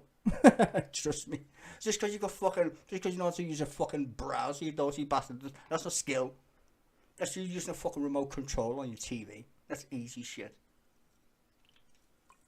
You're doing video editing, 3D modeling, fucking programming. They're skills. They're shit that requires you to pay me for my fucking time. That make corporations fucking ludicrous amounts of money. Or even if you're doing work from home shit, you should pay me for that. Because first of all, I'm saving you money, and you shouldn't need a fucking building for my work. Like, there's some companies, no offense, who do outsourcing. What they do is they promote like work from home shit because it's good for the environment, which it is. I mean, if I have to go on public transport every day to get to work, well, I mean, that's fucking annoying anyway. But it saves petrol or whatever, right? For the bus, less people on it. I mean, you can slow the buses down, less buses, less traffic. Good for people who are in traffic, kind of shit. I mean, it all makes sense. We should be able to work from home unless you're doing manual labour. That's a different story altogether. And people who do manual labour, they should get extra money for just doing manual fucking labour anyway. Fuck that shit. They're the only jobs that are going to be left when AI literally eats your job alive. Warning. I've been doing computers since I was 15, give or take, proper. If you can do anything on your computer, an AI will take your job in the next 20 years, give or take. I do mean anything. If a computer can do what you're doing right? If you're doing your job on a computer at home or in an office, your job is fucking toast. That's a fact. People say to me, what do you mean? Well, think of a mobile phone when they were first built, right? Let's say in the 80s. People used to walk around with fucking giant bricks. Now you've got the entire internet on this little device. In 20 years, AI will look completely different. Completely different. And they will suck up all your jobs, lawyer jobs, just any job that you can do on a computer. Goodbye. Even like I see, even in my profession, which is 3D modeling, you can get AI that make fucking shit, and you just think, that would take me forever to build that shit. Bye-bye. And I know that as an example, because when I first started making web pages, I used to get paid £50, not for the website. People used to pay me £50 for a fucking page. A page, just one. Make me a page, give me 50 quid. Not a website, bro. Now you go on the internet, go to Squarespace, it'll make you an entire fucking page and a domain, and it won't even come close to that price. Won't even come close. And you can do it yourself, because it's for fucking idiots. Because the computer will do it for you. That's the point. Back in the day, we used to have programs. I used to get them on the black web, as it's called. It's not wrong. The dark web doesn't exist, by the way. It's just fucking idiots. Don't know how to use the internet. Anyway, dark web, as they call it, right? We used to get all the programs for free, cracked and whatever, and we'd make money that way, cash in hand, as you do. So the point is that all this shit is changing, and people don't think it's going to change in terms of the tax system. All the people right now who think, oh, it's not going to be the same. We're going to have to do universal basic income at some stage. We will have to, because you will be out of a job. Most people. Like I said, if computers are getting that good, then AI, which exponentially gets better over time, because it can learn from itself, which is creepy. Like ChatGPT, people think ChatGPT is new. It isn't. It's not new. I used to have a program on my shitty Windows 98 computer, literally called HAL. I don't know if anybody knows what fucking HAL is. It's from 2001 Space Odyssey. There's a program exactly like ChatGPT. You teach it how to speak. Like, literally. It was dumb as fuck, but it was funny trying to teach you how to talk, right? But it did it, as shit as it was. And now ChatGPT. And what did they feed it? The internet. Oh my god, they fed it the internet. That's mental. That's what I'm saying. That's why you get all this mad shit. With copyright strikes and all that stuff. And AI, deep fakes. Yo, it's not going to get better. It's going to get worse. In terms of, like, efficiency. How clever it gets. I mean, even 15 years ago, this is not a joke. Can you imagine a fucking car riding around on a road by itself? Can you? Oh no, we got them. They're called Teslas. I'm just saying. Like, that car in 20 years will be the fucking standard. I can't be. Who wants to fucking drive? Just get me fucking Autobot car. Thank you. Don't even want to drive. I just want to go somewhere. Where's my robo-taxi, bitch? I mean, like, they say science fiction is the future, innit? And all that shit. And I mean, in some ways, it is. And that's the scary part, because so is George Orwell. And Aldous Huxley. You know, 1984, people say, oh, it's getting like 1984. It's fucking worse than 1984. If he wrote that book now, he'd be like, piss take. That's what it'd say, piss take. He'd amend them. Piss take. He couldn't have imagined how stupid people would be when it comes to media. Right? Because you gotta remember, the media, right, is a source of information. Even with this Gaza, Palestine, shit, Israel thing, it's like an emotional driven fucking quagmire of bollocks, right? No one's pointing out the basic shit, right? Like, God is the problem. Like, no, I can't believe that, like, people are that dumb. But they want to be, and they clap. It's amazing. It's like, okay, whatever. You're not talking about the actual problem. So people don't talk about the actual problems when it comes to money, or the fucking Tories, or whatever.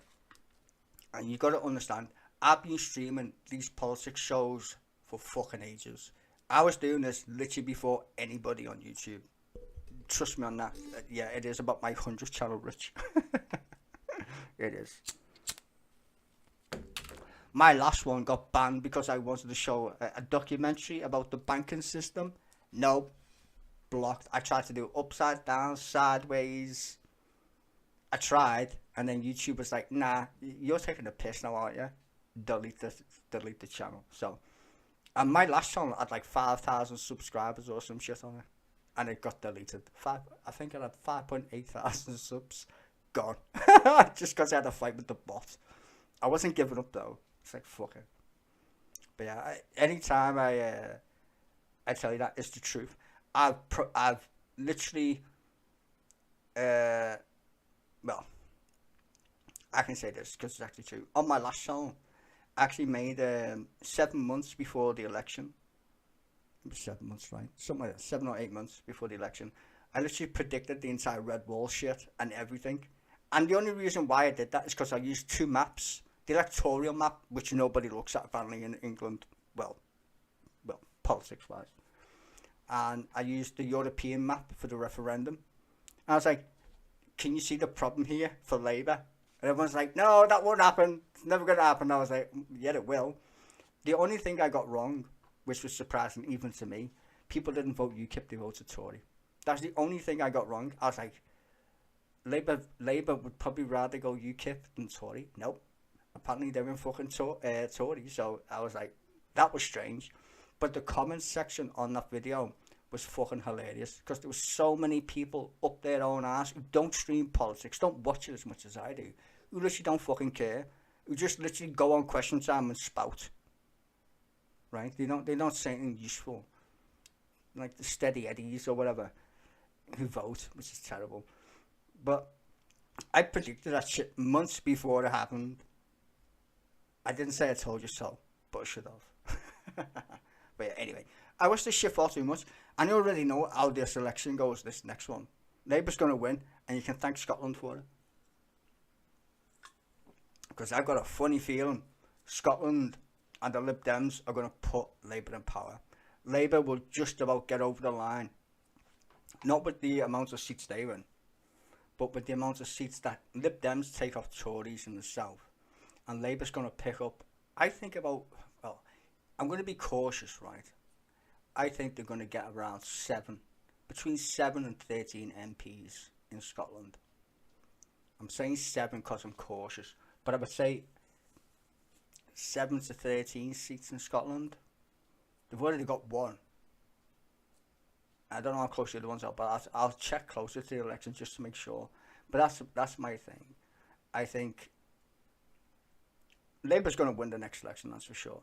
And if you get people who spoil their ballots like that guy, and that other guy there, 40 years he's been voting for the Tories. He said, nah, let them sit on the side. I said this before, and I'll say it again. You don't win elections in the United Kingdom, you fucking lose them. If anybody's paid any attention to politics, you don't win them, you lose them. You know why? People are apathetic. It's a psychological trait that we all have, apathy. And that's what we do. We all like the idea of politics and democracy. Most people don't vote. You forget that, right? The vast majority of people in every democracy can't be asked to vote. That's why we get morons in power. I think the only country that I'm aware of in all developed world bullshit, right, is Australia, where it's mandatory to vote. You've got to vote by law. I think it's Australia. Most other countries, you can just you don't care. It's just like, whatever. I'll cry after the fact.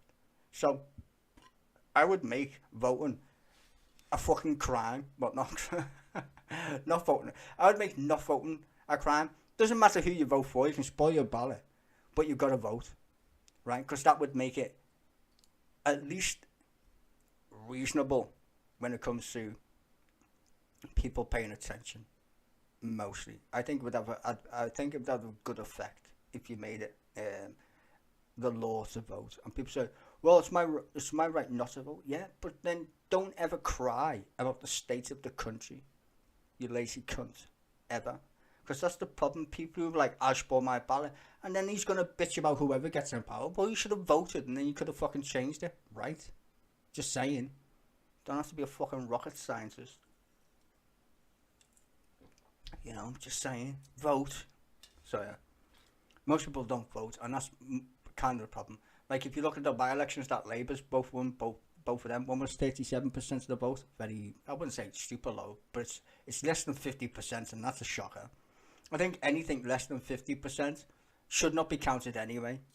Like, that's really stupid. That many people can turn out and vote for an entire county or whatever, a district, right? I think there should be at least a fucking a threshold where people can go, yeah, that's actually what the rest of us want. And that's because politicians, like, I mean, I don't know how many times I've heard this on Question Time, but it's the truth. They all sound the fucking same.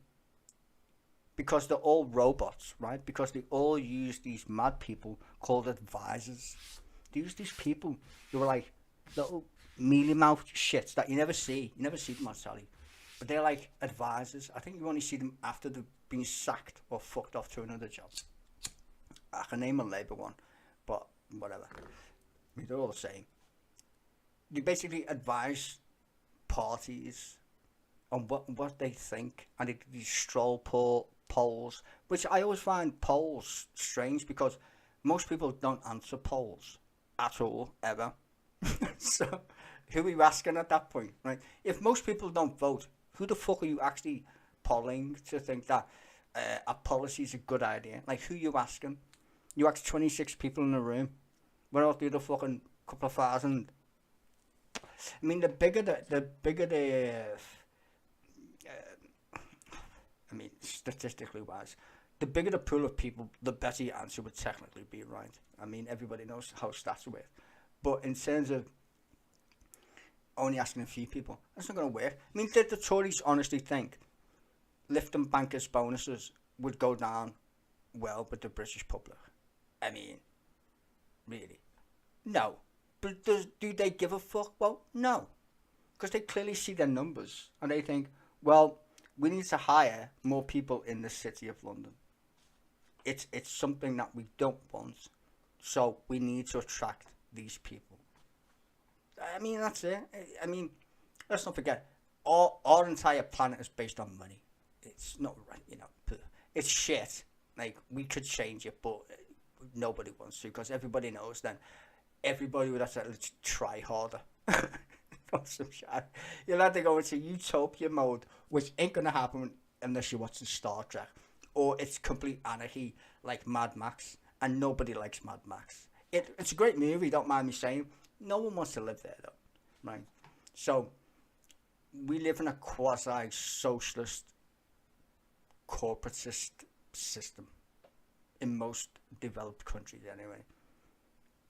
We have well, even America is funny because Americans, well, some Americans, I'm not going to say all because that's not actually true.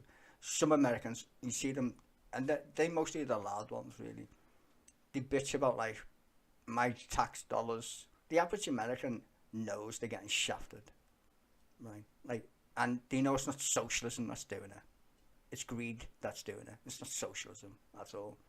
Like, most people pay more tax. I mean, the working class of all of our countries pay way more fucking tax than the people at the top. And that's the inequity of the tax system. And the people who we elect are already rich. Most of them anyway. Why? What incentive have they got to make themselves less rich? You need to understand the difference between being rich and being poor.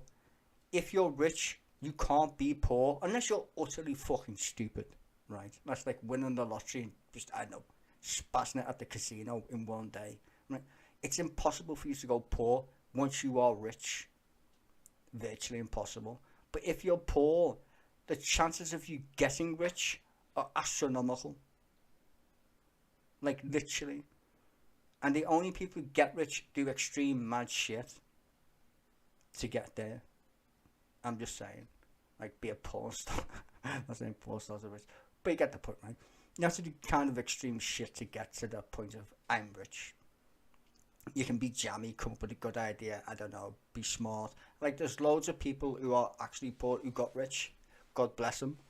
But they're in the minority compared to the people who are stupidly fucking rich already. Because don't forget, if you're rich, is your son or daughter going to get poor? No. You're already giving them the best lifestyle they could possibly have. Even if I give them no money, they're still going to be richer than the average person. Like, literally. Because they're getting everything that they require. It's just a fact. Elon Musk's 10 kids that are going to be rich. Why? Not because he's worth millions and is going to give them millions. Because he's literally a fucking millionaire who can give them schooling, whatever he wants. Right? Time. Something that's very hard for most people to even fucking contemplate. If you got a job, time. I mean, I don't know many people who work who fucking actually sleep that fucking long. They mostly fucking work. That's all down to the tax system. And politicians who don't answer questions. That's why people don't vote. It's like the snake eating the snake shit, innit? You know, that's what they do. So therefore, I don't want to vote, so you end up with the same shit. Like, if the Tories get in power again, I'll be fucking, like, I can't even put into words how shocking that would be if the Tories win the next election. And it's funny because I keep watching politics live. You know I stream that, right? And it's mad. If you pay attention, the narrative is, well, if Labour gets into power, nothing's going to change. And there's the point, right? Every time you hear someone say that, nothing's going to change. And then the Labour representative immediately says, yeah, well, it isn't. That's off-putting to people who are instant gratificationers, right? And you need to understand, we as human beings are so used to getting things on demand. It literally is in some topics, right? Of like movies on demand. Like, everybody wants something now, kind of shit, right? They want change now. So the hyperbole from the BBC editors, which is nothing's gonna change, is it? Really? So you might as well stick with the Tories, is the conclusion that the fucking people watching your show would come to. This is how the BBC works. It pretends to be fair and biased when it's literally not.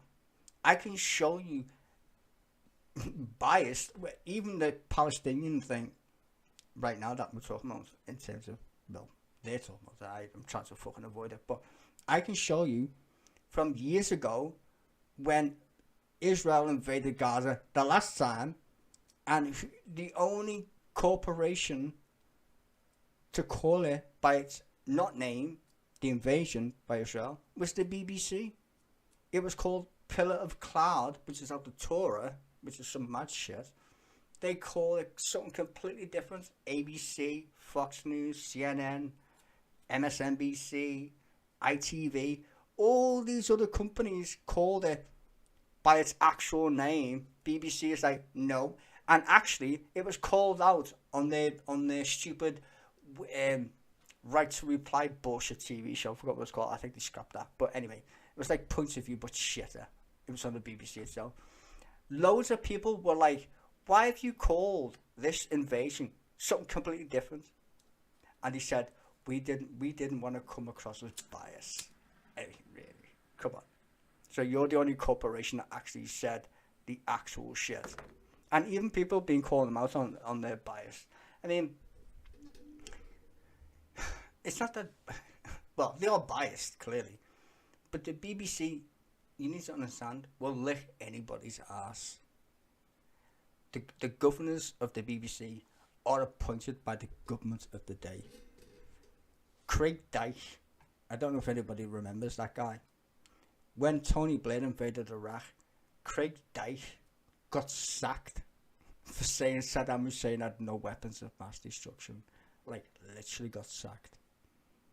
I mean, you can't make this shit up. Like, you will get resigned. I mean, What was that weapon inspector called? Who magically killed himself in a forest after testifying that, yeah, there's no weapons. Are you having a laugh? Dr. David Kelly, bye. Suddenly killed himself. Yeah. Hans Blix, the guy in the UN. There's no fucking weapons. What? There's no weapons here. Suddenly he got resigned. I mean, you're talking about people who know what they're doing, right, in terms of how the world's running shit. We're all plebs. Well, I'm a king, to be fair, but you're all plebs. Because these guys don't walk around. I don't care if it's international or just our stupid little country. And these fucking retarded Tories are taking the piss. I mean, am I saying Labour's going to change the world? No, I'm not that retarded. But would it be nice to have a centre-left government? Yes, it would, instead of a centre-right one.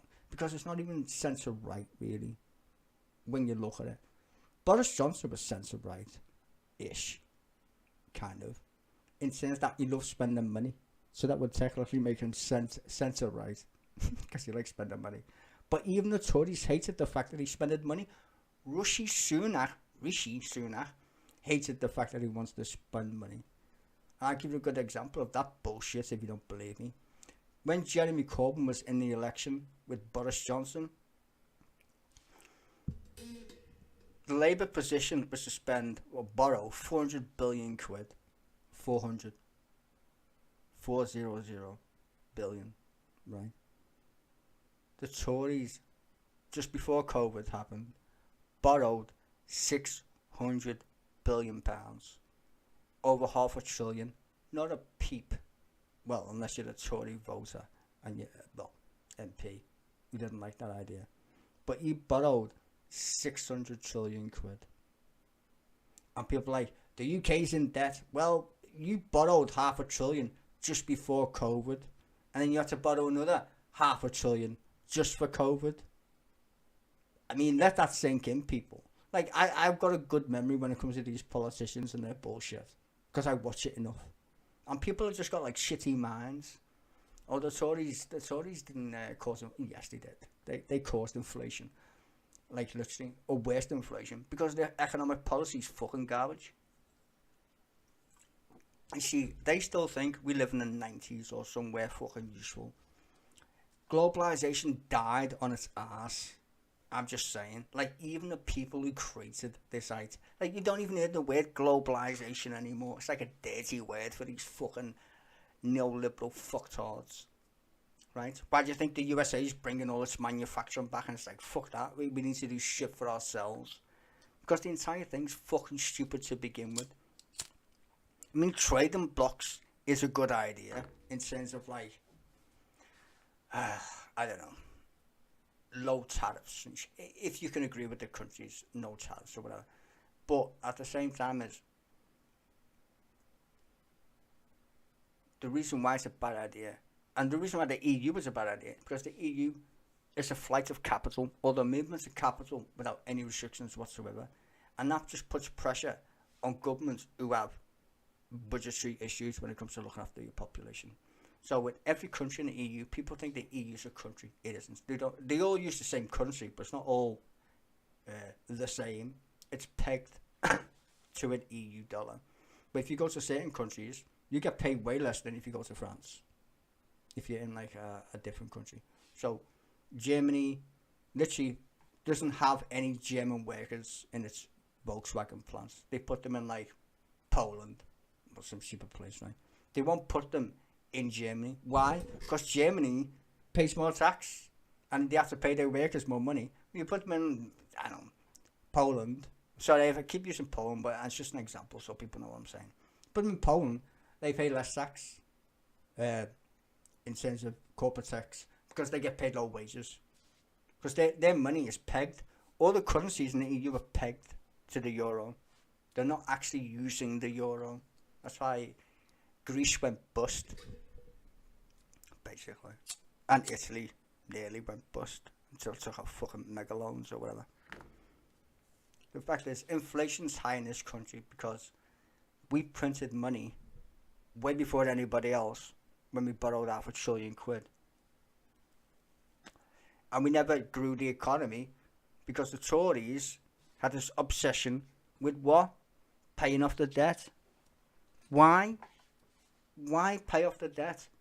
What they should have done was fucking invested, hired the wages, and cut taxes on businesses. That's exactly what they should have done. But instead, they crippled the social fabric of all the people who needed the money, in terms of like social fabric, cops. Like, they got rid of all the cops. Well, not all of them. They slashed the police force by 10,000. And they said, well, crime's gone down. No, it hasn't, you fucking tramps, right? They cut the police by 10,000. Now they say, we've got 3,000 more police fire. No, you cut them. We're just going back to where we was when you started with austerity, you twats. The wages in the health system been dead since austerity.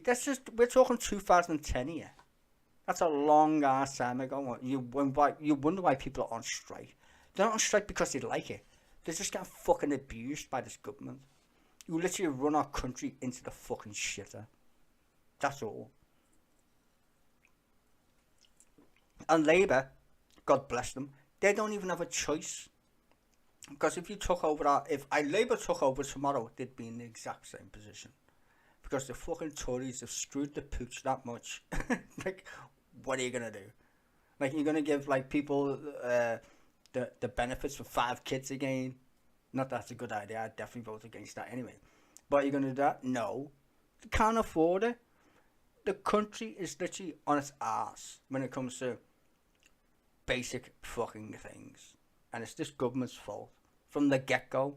Ever since they got into power and decided the best way to deal with an economic crisis is to slash the budget. Our deficit is tiny when it comes to mad shit like that. And here's the funny thing, you can't go broke if you got a central bank. If you can print your own money, and I've said this about 1 billion times, no one listens. You can't go broke, you just get inflation.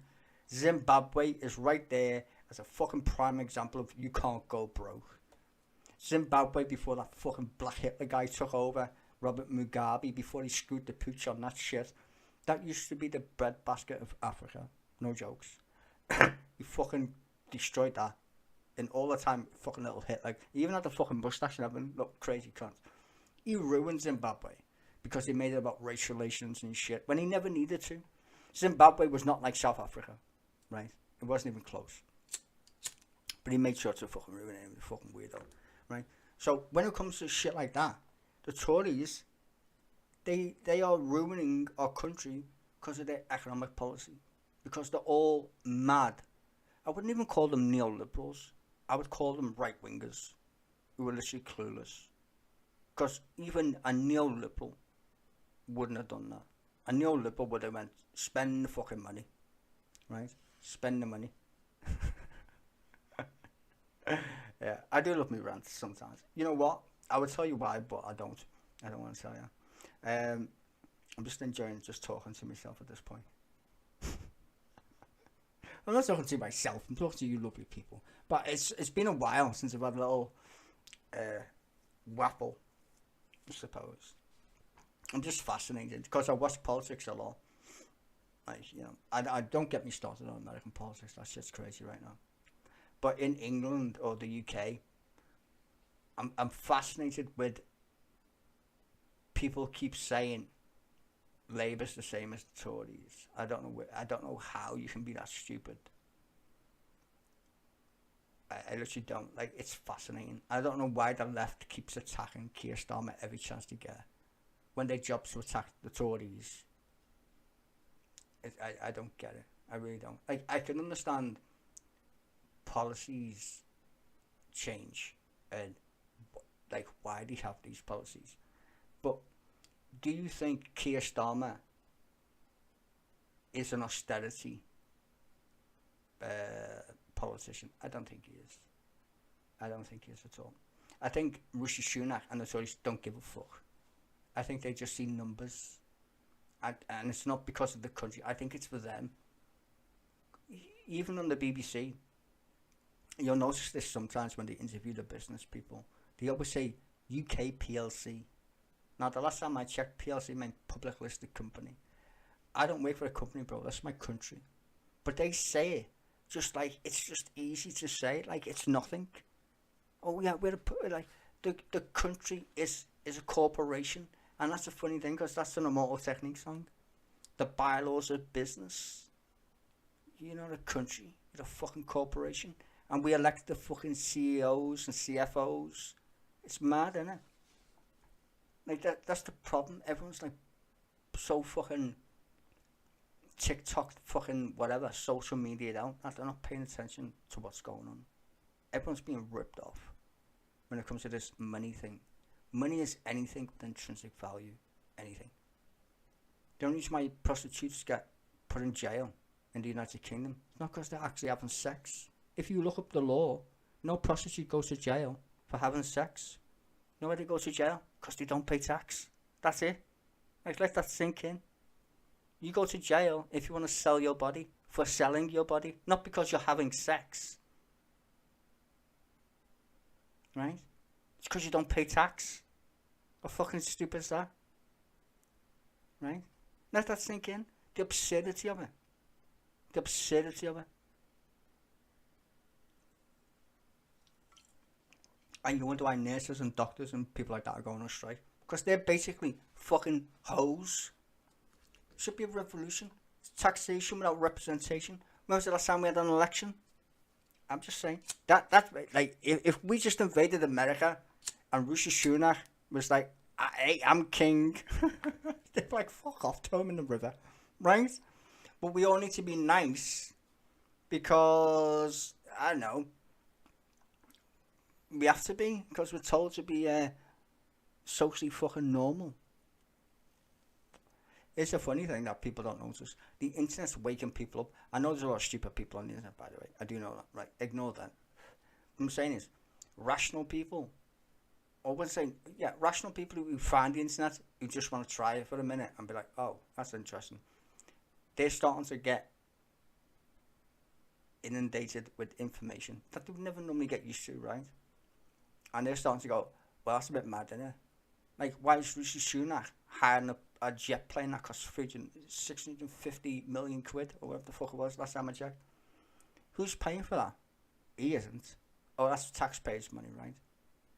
So the Prime Minister didn't pay for that. Even though he hires private jets. That's bad English. We are hiring private jets. We're paying for that shit. He's worth nearly £1 billion. Can't he just buy his own fucking plane? Like, I wouldn't begrudge him to buy his own plane and fly around in it. Who would complain if he bought his own plane? The fact that you're fucking hiring one from the RAF, the Royal Air Force, shouldn't that plane be doing something else instead of taking your skinny ass around? Little Mr. Short Pants, right? No.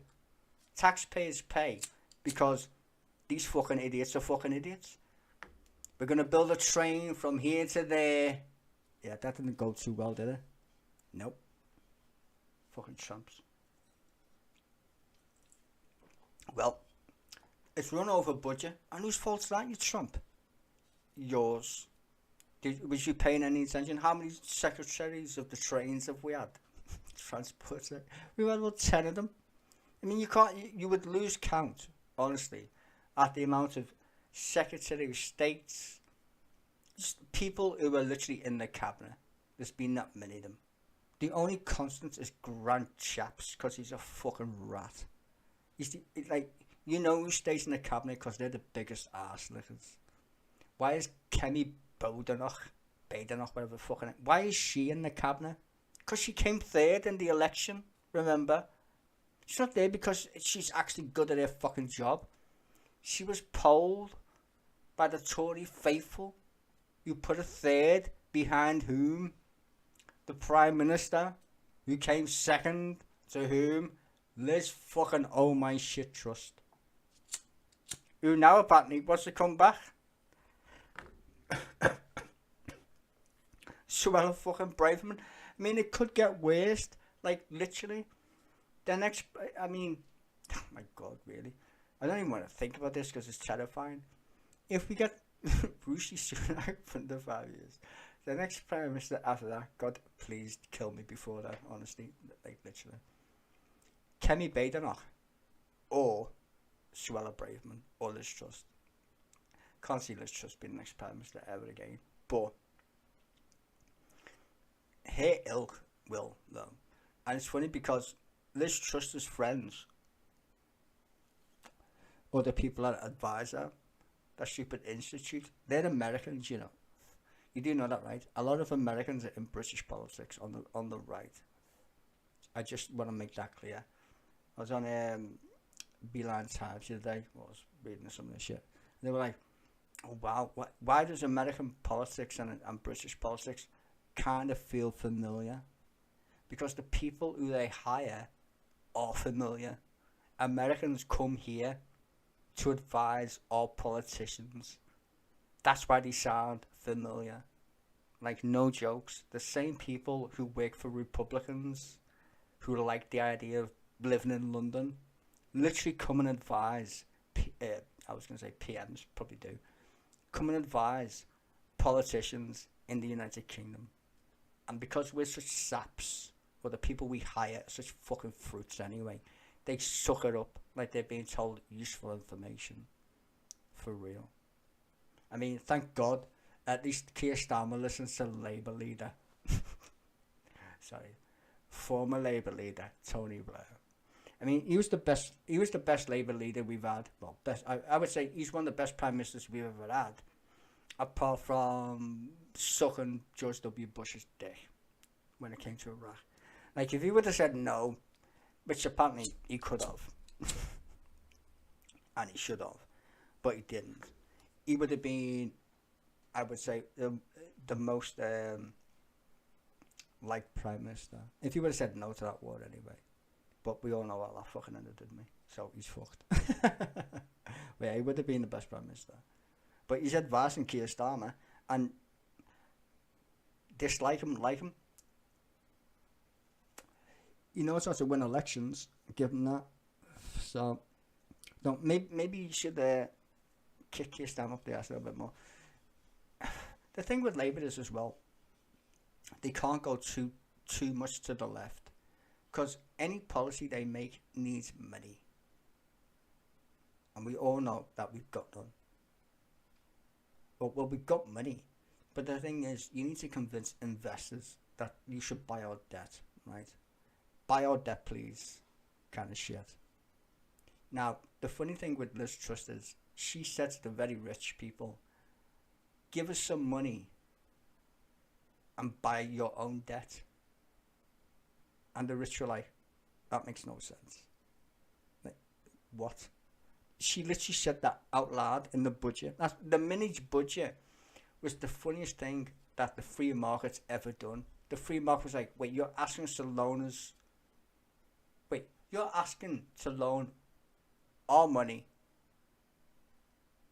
and we're going to pay you? What? Hang on a minute. That's not how it works. You pay us. Like, how are we paying you in this scenario? You're paying us. And that's the problem with these weirdos who think economics is like Andrew Adams or some shit or whatever. No, that's not how the free market works. You say to investors, you give us money and we'll give you interest on the money. Like, that's how it works. You don't say, give us money and then you pay the interest on top of it. No. That's a stupid fucking idea. If you literally went to get a loan from a bank and said, can I have a loan please? And the bank said, sure. And then you said, you're paying the interest on the loan. The bank would say, we can't facilitate. we can't facilitate that loan because that's not a loan at all. That's not how loans work. Sorry. So, you see, that's the problem with the Tories. They honestly have no clue. And even the stock market literally said, we're not even going to lend you money. And when we do, we're going to put on extra money just so we make sure we get it back. That's how fucking stupid you are. And people literally think that these fucking idiots should be still in power. And not that they were elected anyway. Like I said, you mightn't like Boris Johnson, but at least he won an election, right? He did. You can't take that away from him. And he won a big fucking majority at that. I know he pissed up a war because he's a fucking idiot. But he went to the British public, as mental as they are, and said, elect me. And he did. As soon as he resigned, there should have been a general election. Like, and the whole party mantra, and this is bullshit as well. The whole bullshit is, well, the Tories have this thing where we can just replace the leader, so we don't need an election.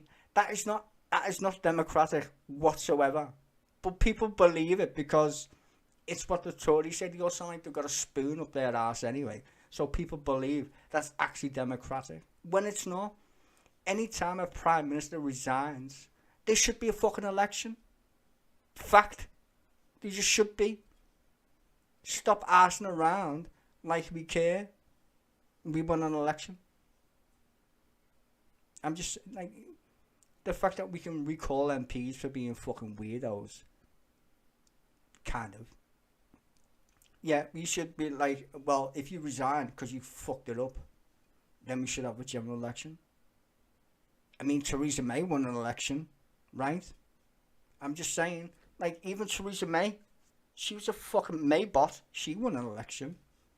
Why did we get stuck with this fucking Truss? And for how many people are in the Tory party? 25,000 members or some stupid. You were all like fucking 90. Elected some retard, this fucking Truss, and we got stuck with it. Now people are paying like fucking a quarter more on their mortgage or whatever the fuck it is. I don't know, a quarter's a lot if you pay a mortgage anyway. Right, instantly. Then next month. That's a lot to fucking find. Right, so if your mortgage is 200, you're paying a lot more. And that's every month. I mean, shit. That could be your going out street, or I don't fucking know. Could be something anyway. You can't afford that now. You're fucked. So I don't know. I'm just waffling at this point. Because you can't. Fuck the Tories anyway. They're a bunch of useless cunts. Stupid. People should vote tactically in the next election. If you are in a seat and you want to get rid of the Tories, vote for people who are second. Just get rid of the Tories. That's it. Vote tactically. I don't need to because I'm the king. I don't need to vote at all. I'm always, well, I don't get elected. I'm just a king, so I don't need to worry about elections. But if you're in that part of the country where you don't have a king, you should definitely elect the people who come second. If Tories are first, just vote for second place.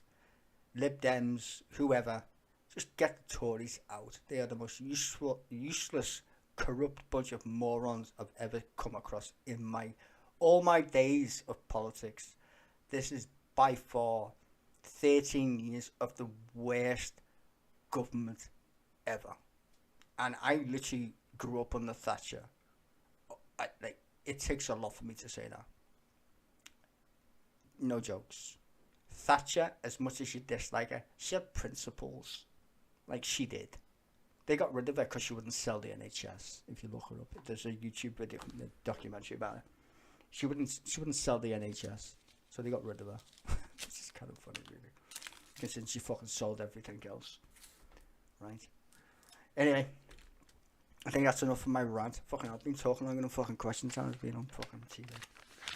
I'm gonna go. I'm gonna I don't know, Cyberpunk or Counter Strike. I don't know. I'm gonna go on Switch. Play some Counter Strike. I think. I got shot in the face by a bunch of Turks and Russians or whomever, and shout at them. Call them shitty Eastern European gamers. They fucking hate that. But anyway, I'm gonna go and get shot in the face. Have a bit of fun. Have a drink. As you can tell, I've been drinking a little bit. I won't tell you why, but if you knew why, then you'd know, wouldn't you? Silly buggers. But anyway, I'll be back on Sunday. Right? Sunday. You pussies. With Laura Koenigsberg. I'm guessing it's just going to be fucking goddamn. Fucking Israel-Palestine shit again. Last week was an entire show. I think they had 5 minutes of bashing the Tories. So I don't know. Anyway, won't be here tomorrow because fuck it. It's going to be just boring anyway. But if anything happens in the meantime, I'll let you know. But Sunday, I will see you then. So everyone, have a good night, good day, wherever you are on Mad Planet Earth, the spaceship of craziness, as I like to call it nowadays.